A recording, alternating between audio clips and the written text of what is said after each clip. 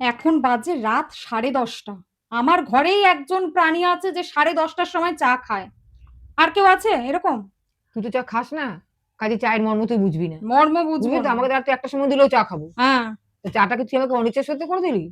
বলতে পারো কেন। তো চায়ের সঙ্গে যে একটা বিস্কুট দিতে হয় সেটাও তো ভুলে গেলি, ভাবলাম মধ্যে রাগমাগ করে দিলি। চাটা খেতে তো খুব টেস্ট হয়েছে, কিন্তু একটা বিস্কুট তো দিবি। এটা ডিনার টাইম মা, এটা টিফিন টাইম না, ওই জন্য বিস্কুট দিনি। তোমার ডিনার রেডি হচ্ছে, তুমি চাটা খেতে থাকো। তাহলে ডিনারে সারপ্রাইজ আছে। ঠিক আছে, দেখি ডিনারে কি সারপ্রাইজ আছে। চাটা খুব ভালো হয়েছে, ভালো হয়েছে। খুব সুন্দর হয়েছে। লিকার চা সুন্দর। আদা টাদা দিয়ে করছিস তো, ভালো হয়েছে। এইটা হচ্ছে চাউমিন।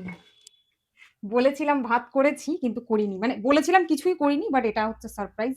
তো মাংস কি করেছিস? রান্না করিসনি? মাংস ম্যারিনেশন করা আছে, এবং এইটা হচ্ছে চিকেন স্যুপ। এখানে দিই। ও মাই গড, তুই একা একা এখন করলি কখন? তুই আমাকে কিছু বলিস না, জানাসনি তো। এটাই তো। আমি ফোন করে বললাম ভাত বসিয়েছিস নাকি, তুই বললি মা ভাত হয়ে গেছে। ইচ্ছা করেই বলিনি কিছু, বেকার কাজের জায়গায় থাকো, কি বলবো মা আর। কত কাজ শিখে গেছিস তুই, সত্যি আমি জাস্ট ভাবতে পারি না মা।